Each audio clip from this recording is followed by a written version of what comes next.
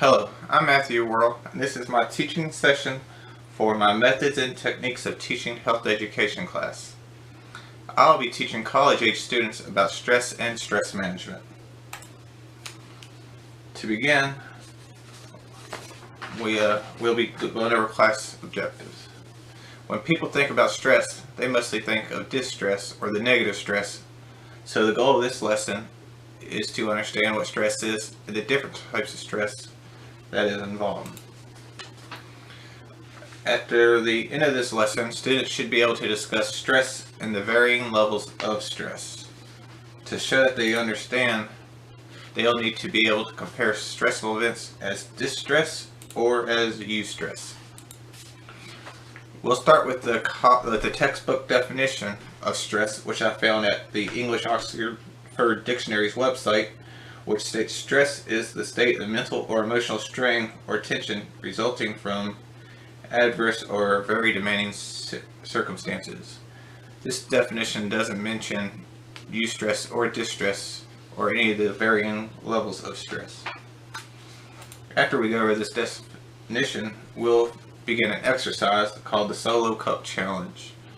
This is designed to engage and challenge them, and it should take approximately 10 minutes to complete, and then we'll have another 5 minutes afterwards for a discussion on the challenge. For the Solo Cup Challenge, we will divide the members of the class in teams of 6, and each team will get 1 rubber band, 6 pieces of string, and 6 solo cups. And the object of this game is for them to build the pyramid shown in this picture with the solo cups without physically touching them with any part of their body. The only thing that should touch the cups is either the rubber band or the strings. Following this exercise, we will discuss 2 questions. The first one being, did you feel stressed as you were doing this challenge? I don't really expect any of them to say that they felt stressed by the game, because they won't be in distress, but they likely will feel a form of stress being eustress. After that question, then we will discuss, do you think the stress made you perform better or worse? And like I said, I expect most of them say they felt or experienced eustress, so I would expect them to say they performed better. Following the activity, we'll then go over the levels of stress and discuss how the stress levels affect motivation and productivity.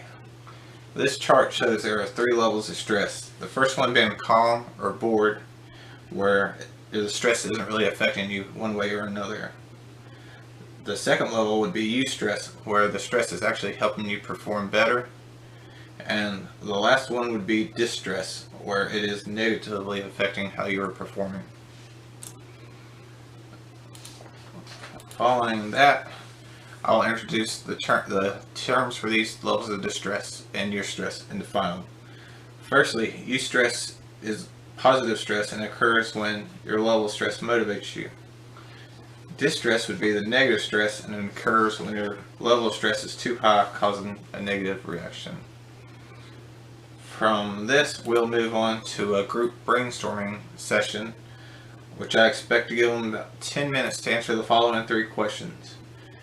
How can stress be both good and bad?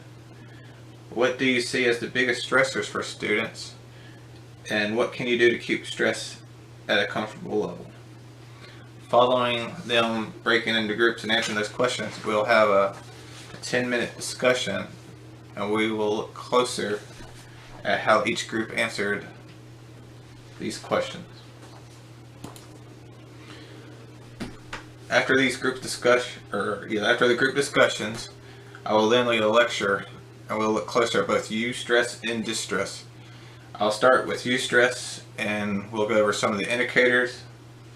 And some of them that I have listed is feels exciting, improved performance, motivates energy. And examples of eustress causes would be changing degrees, starting a new job, competing in a contest.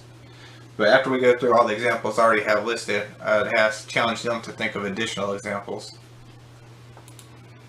Following going over the eustress, I would do the same for distress.